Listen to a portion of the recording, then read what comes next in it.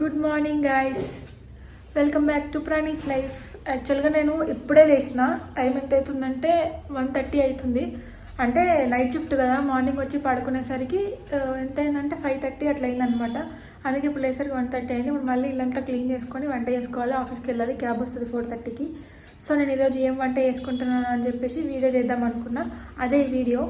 Stay tune for what I'm going to prepare. ఏం curry చేద్దామని fridge అంతా open చేసి చూసినా, కానీ నాకు అసలు ఏం వెజిటేబుల్సే కనిపించలేదు. యాక్చువల్గా ఏం లేవు. ఇప్పుడు బయటికి వెళ్ళి తెచ్చే టైం ఓపిక రెండు లేవు నాకు.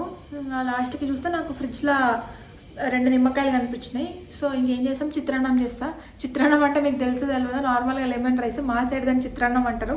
సో ఇప్పుడు నేను చిత్రాన్నం చేయబోతున్నాను అనమాట. యాక్చువల్గా నాకు చిత్రాన్నం తినబుద్ధి కాదు ఎక్కువగా, కాకపోతే ఇంక ఇప్పుడు నాకు వేరే ఆప్షన్ లేదు కాబట్టి ఇంక అదే చేయాలి. ఒకరొక్కరికి ఒక్కో స్టైల్ ఉంటుంది ప్రిపరేషన్లో. బట్ నేను ఎట్లా చేస్తానో నేను మా మమ్మీ నుంచే నేర్చుకున్నా. ఆమె ఎట్లా చేస్తుందో నేను కూడా ఇప్పుడు అట్లనే చేస్తా. So let's make some lemon rice చిత్రాన్నం. First of all welcome to my kitchen.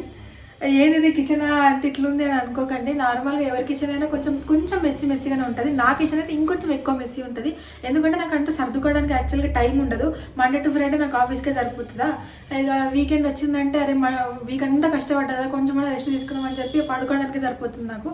So clean చేసుకోవడానికి అంతంత టైం దొరకదు. ఎప్పుడో కొంచెం టైం దొరికినప్పుడు అట్లా క్లీన్ చేస్తుంటా. ఇప్పుడైతే కొంచెం మెస్సీగానే ఉంటుంది, ఇగ్నోర్ చేసేయండి. నేను లెమన్ రైస్ చేద్దామని ఫిక్స్ అయినా కాబట్టి ఆల్రెడీ వైట్ రైస్ పెట్టేసాను అనమాట రైస్ కుక్కర్లో. రైస్ కూడా అయిపోయింది.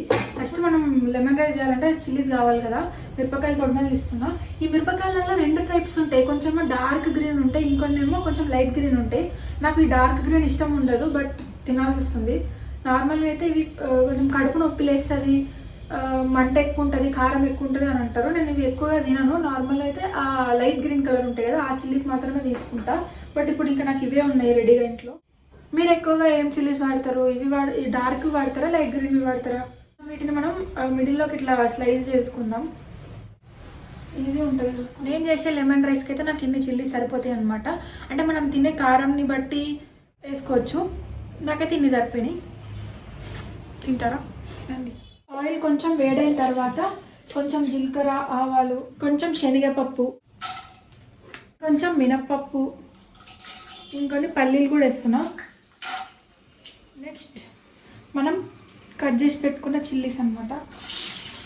అది కొంచెం ఫ్రై అయిన తర్వాత కొంచెం పసుపు.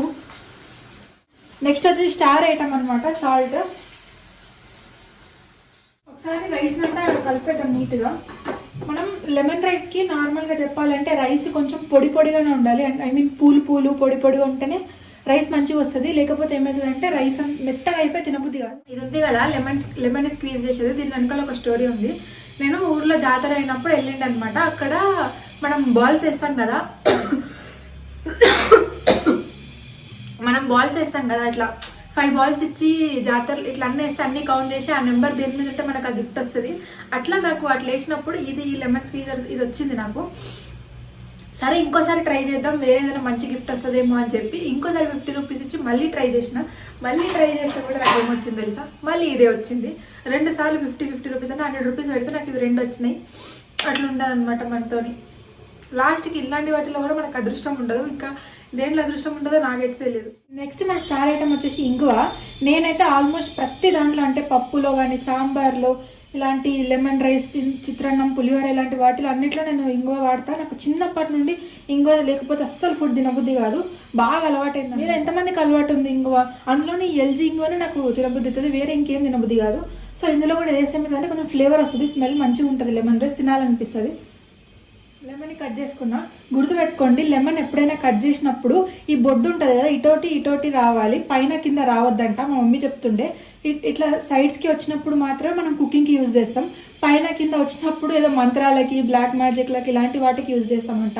సో మీకు తెలియకపోతే ఇప్పటి నుండి లెఫ్ట్ అండ్ రైట్ సైడ్స్కి మాత్రమే ఈ బొడ్డు అనేది రావాలి, గుర్తుపెట్టుకోండి.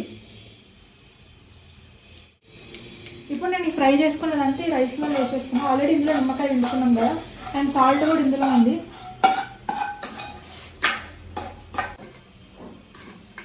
ఇదన్నమాట మన లెమన్ రైస్. కనిపిస్తుందా? ఇప్పుడు మనం ప్రపంచంలోనే ఒక గ్రేటెస్ట్ షెఫ్ చేసిన ఒక ఫుడ్ని మనం టేస్ట్ చేయబోతున్నాం. ఆ గ్రేటెస్ట్ షెఫ్ ఎవరో కాదు, నేనే. అంటే మనకు మనం గ్రేట్ అవ్వడంలో తప్పు లేదు. సో జెన్యున్ రివ్యూ ఇస్తా, బాగుంటే బాగుందని చెప్తా, లేకపోతే లేదని చెప్తా. ఓకే, ఫస్ట్ అయితే మనం టేస్ట్ చేద్దాం. దేవుడా,